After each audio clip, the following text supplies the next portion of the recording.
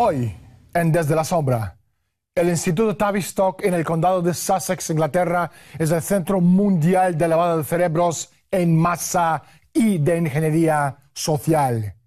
¿Existe tal cosa? Existe. Para controlar el mundo, la élite necesita controlar la forma de pensar del ser humano. Se llama guerra cultural.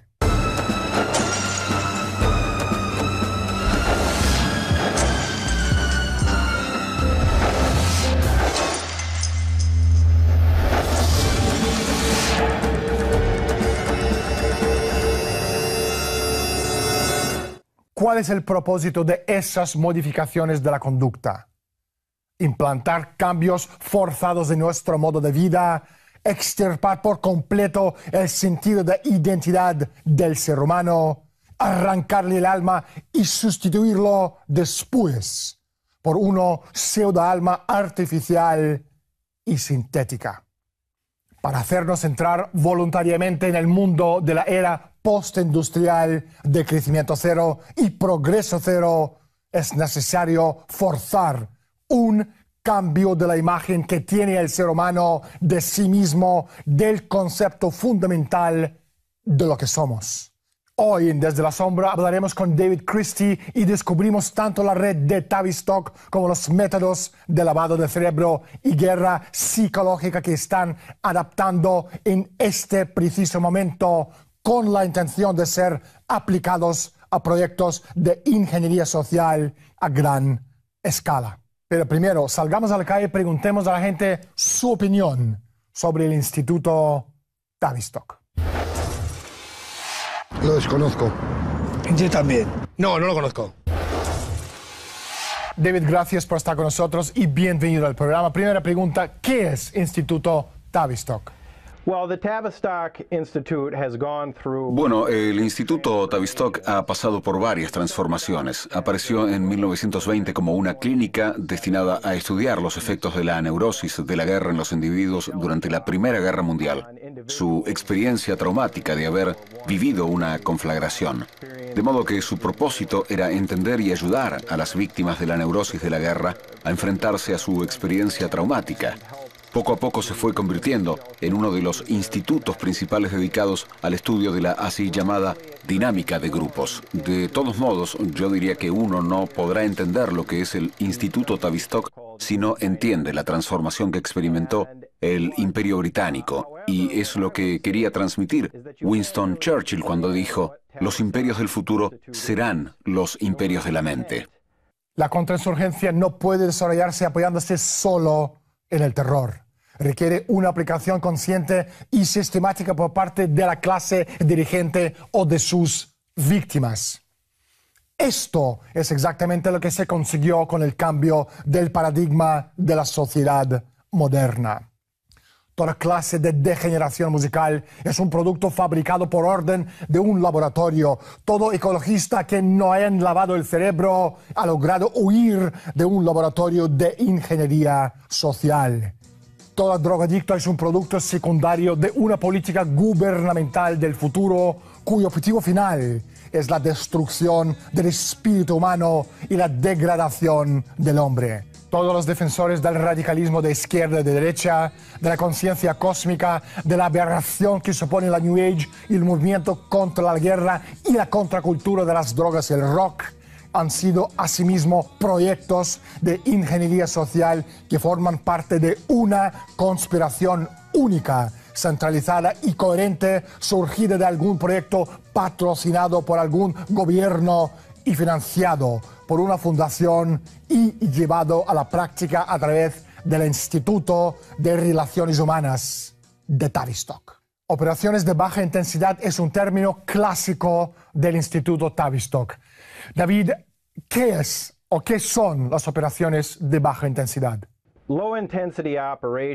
Las operaciones de baja intensidad sirven para asimilar el concepto de lavado de cerebro, que naturalmente implica inducir este estrés en las personas, luego aliviarlo, oscilar entre los dos estados y con eso forzar a la víctima a elegir una determinada conducta. Lo que hacen las operaciones de baja intensidad es aplicar este concepto a grandes grupos de personas. Tavistock había comprendido que la familia era el agente psicoactivo más poderoso de todos. Una de sus creaciones ha sido los grupos terapéuticos que proporcionaron la oportunidad que se necesitaba para aprovechar el poder que tenía la familia. El más adelantado de todos los practicantes brutales de la nueva psicología industrial fue el doctor John Rollins Rees, uno de los fundadores de Tavistock. Rees descubrió que el mundo de lo irreal podía crearse, el grupo social. Se obliga a una persona a transferir su identidad al grupo, en el cual es sometida a las formas más extremas de sugestión. Siempre que se destruya el sentido de identidad real de esa persona, se la podrá manipular como si fuera un niño. ¿Cómo funcionaría esto? Falta un experto líder de grupo y un grupo para crear un entorno familiar potente, aunque sea artificial. Una vez que se ha inducido dicho entorno, un terapeuta puede manipular a un miembro del grupo, no mediante un ataque directo, sino por medio de una manipulación sutil de los demás miembros del grupo. Por ejemplo, empleando la sugestión. Si la víctima ha sido llevada a creer que el grupo es algo que le ayuda, cuando dicho entorno haya sido manipulado y se vuelva contra ella, tenderá a ejercer el mismo impacto que el profundo rechazo de una madre.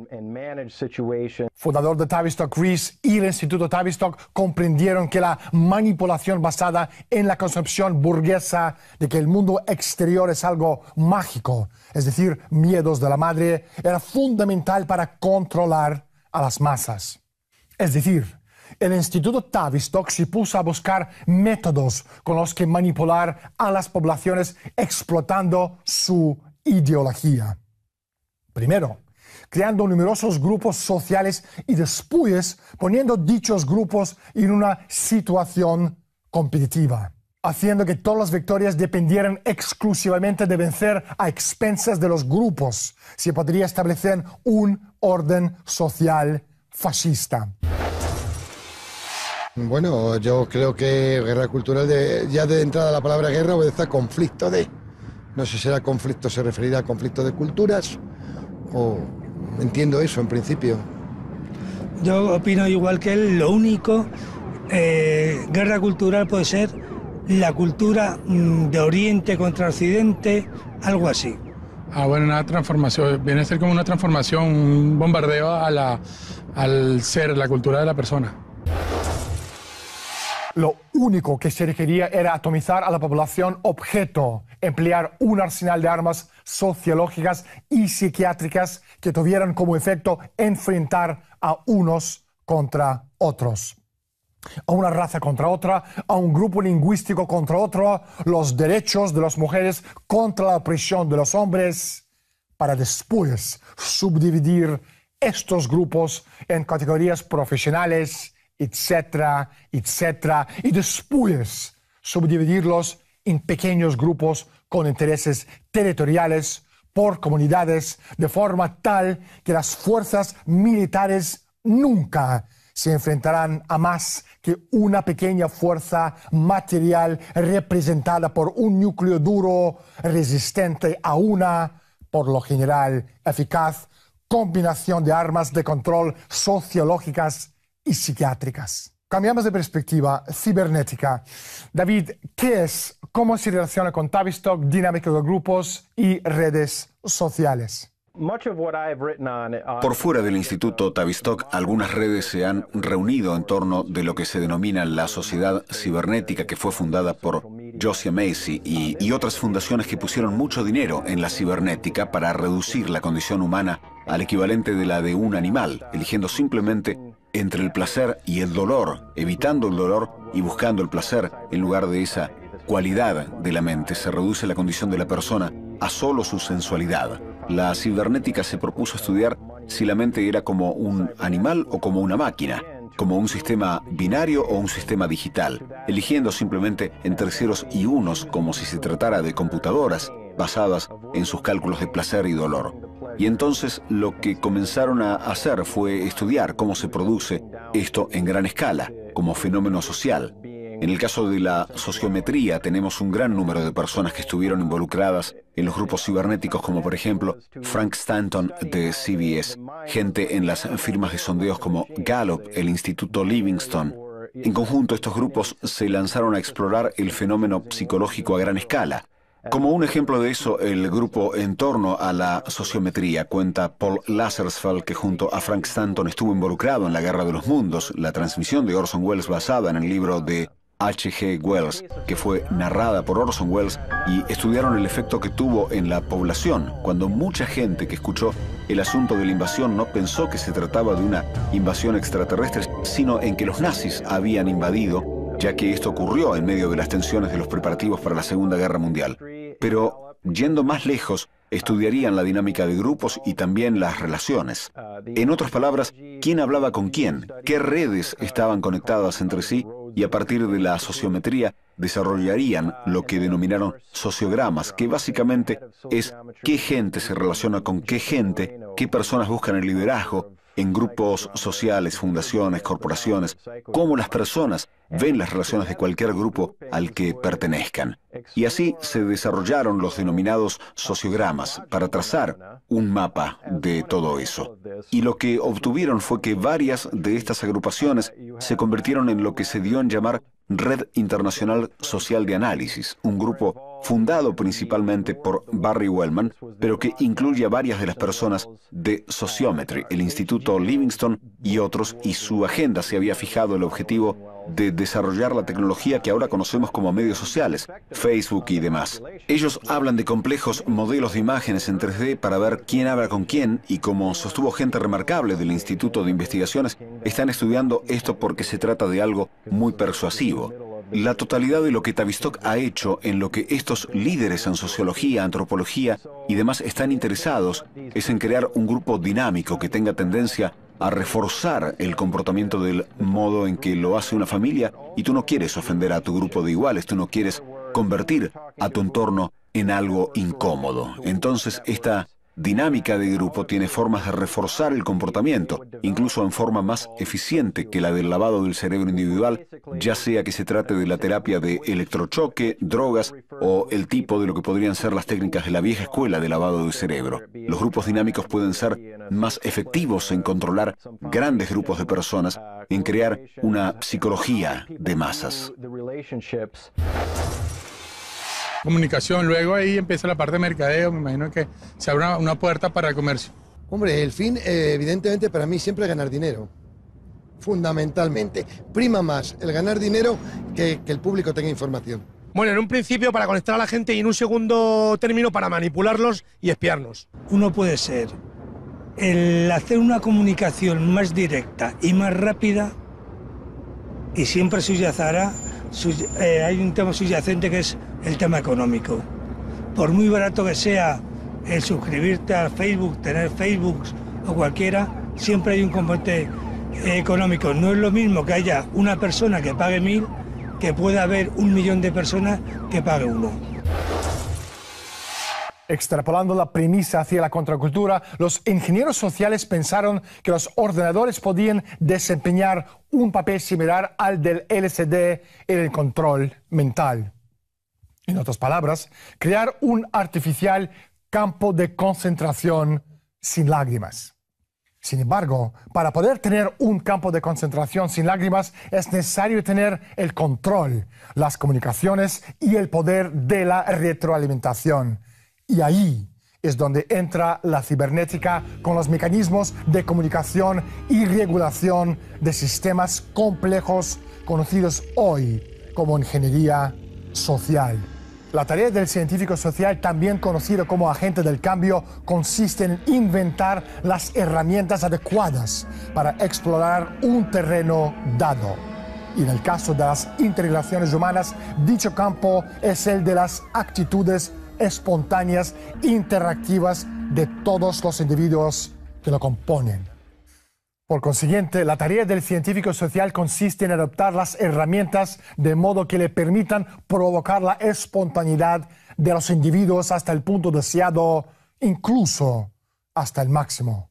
Una cosa que han sabido siempre los constructores de imperios como David Rockefeller es que la persuasión constituye la clave para iniciar movimientos fascistas. Esa es una de las razones de que inicialmente, allá por los años 50, las fundaciones oligárquicas invirtieran cantidades exorbitantes de dinero en la cibernética y que esas mismas fundaciones estén hoy día gastando miles de millones en tecnologías de redes sociales con el fin de cambiar el modo de pensar y de hacer la gente. ¿Por qué el lavado del cerebro se les resulta tan atractivo a los chicos del Instituto Tavistock? Bueno, recordemos que el Instituto Tavistock fue fundado como una entidad gubernamental en 1946, después de la guerra, con fondos de Rockefeller, la Fundación Ford, Josiah Macy, y algunos de estos grupos financieros internacionales constituían el Imperio Británico. Entonces, la intención de estas entidades financieras era buscar métodos para controlar a grupos de personas cada vez más grandes, para mantener vivo su sistema. Y su sistema era el sistema feudal, en el que la clase campesina es controlada por los reyes, las reinas, los lores y los varones y toda una variedad contemporánea del fascismo corporativista. Su intención es utilizar las técnicas de lavado de cerebro y aplicarlas a cada vez mayores grupos de personas para poder controlar a la gente a una escala cada vez mayor y persiguiendo sus propios propósitos. Y su propósito es controlar a la población creando una especie de nuevo feudalismo. En vez del viejo modelo autoritario que servía para imponer dictaduras, lo llamaron democracia consensual. Es decir, este nuevo método les permitía crear la apariencia de que la gente tenía la libertad de elegir su propia conducta, mientras que en realidad esta conducta era la única opción que se les ofrecía. Y de este modo, a la gente se le transmitía una sensación de estar eligiendo su propio futuro, pero en realidad todo fue un montaje. Las opciones fueron puestas delante de ellos. Kurt Lewin era uno de los individuos clave dentro de la estructura de Tavistock. Él refinó técnicas del grupo sin líder en una herramienta de contrainteligencia. David, ¿cómo se hizo? Lewin fue el padre de la dinámica de grupos y uno de los primeros expertos que reclutó Rees. Comenzó su trayectoria profesional en la Universidad de Cornell, donde trabajó en una serie de estudios sistemáticos sobre el efecto de la presión social en los hábitos de la alimentación de los niños. Según Lewin, una de las técnicas principales para destruir la moral por medio de una estrategia de terror consiste exactamente en la táctica siguiente: que la persona no sepa con claridad en qué posición se encuentra ni qué puede esperar. Si además se confunde su estructura cognitiva sobre dicha posición mediante decisiones poco claras en cuanto a tomar medidas disciplinarias severas o proporcionar un trato amable, junto con la propagación de noticias contradictorias, es posible que la persona llegue a no saber siquiera si un plan en particular va a acercarla o alejarla de su objetivo. En esas circunstancias, hasta las personas que tienen objetivos claros y están dispuestas a correr riesgos, quedarán paralizadas por un grave conflicto interno respecto de lo que deben hacer. Creo que es igual. Cada gobierno, cada país proyecta su cotidianidad, lo que quiere. Al 50%. Correcto, igual que mi amigo. Yo creo que nos cuentan un 100% de mentira y 0 de verdad. Lewin propuso que mediante el uso de técnicas de lavado de cerebro destinadas a grupos pequeños se podría establecer una forma de dictadura fascista más eficiente. El número y la notoriedad de una horda de agentes autoritarios propia del régimen nazi podría reducirse si se crearan pequeños grupos comunitarios que se administrasen solos. Ellos mismos consideran que existen gracias a la capacidad que tienen como personas para influir en la conducta de quienes se encuentran en su entorno inmediato.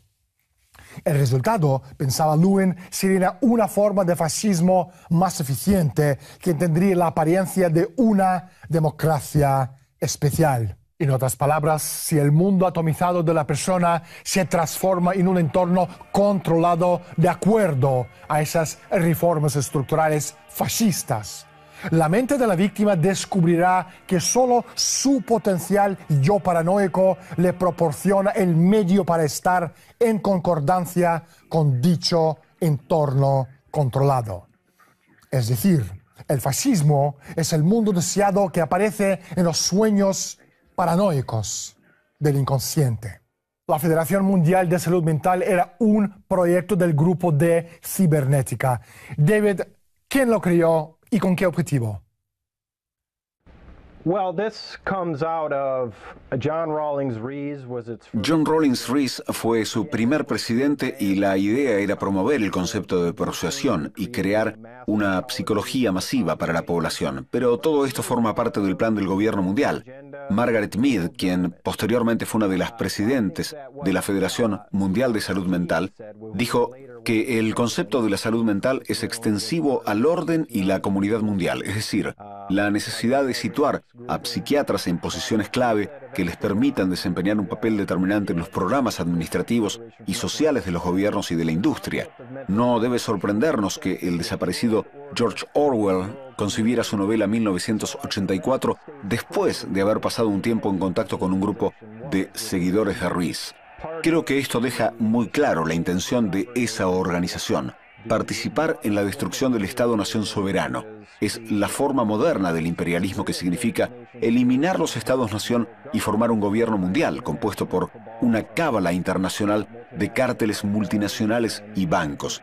Y es la forma moderna del Imperio Británico, una variedad moderna de lo que era la Compañía Británica de las Indias Orientales. La intención de esta organización era inducir una psicología masiva para crear un gobierno mundial. Inaugurada en 1948 por el Grupo de la Cibernética, la Federación Mundial de Salud Mental fue uno de los proyectos más deplorables que pusieron en marcha los principales sociólogos, psiquiatras y antropólogos del mundo, las denominadas tropas de choque psiquiátricas. Es decir, grupos de psiquiatras que desarrollaron métodos de control político que empujaron a la mayor parte de la población hacia la psicosis y empleando procedimientos de los llamados programas de modificación de la conducta. Se proponía dicha medida para que la población se volviera sumisa al orden económico internacional que seguiría a la Segunda Guerra Mundial. David, no hay tiempo para más. Muchísimas gracias por estar con nosotros. Le agradezco por el trabajo que usted hace. Cuando hablamos de guerra psicológica, con frecuencia hablamos de maneras de atemorizar al enemigo. Y para conseguirlo, debemos entender la psique del enemigo, lo que le hace amar, odiar, luchar y huir. Y a fin de encontrar el antídoto eficaz, Tavistock y compañía necesitan entender cómo reaccionará dicho enemigo en situaciones de estrés. Esto implica que las tropas del choque que propone Rees deben tener un profundo conocimiento de la psicología humana, un conocimiento que en sí mismo es una especie de magia negra. Y dado que estamos hablando de una guerra de percepciones, de maneras de ver el mundo, es importante que los psicólogos, los psiquiatras, los sociólogos y los antropólogos, esos hombrecillos grises, sin identificar y vestidos con trajes de flanela que trabajan para Tavistock,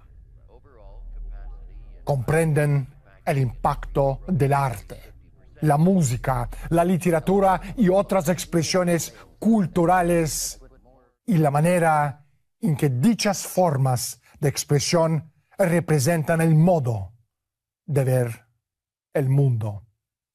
Como dijo Rees en 1945, las guerras no se ganan matando al adversario, sino minando o destruyendo su moral y conservando la propia. Soy Daniel Stulin.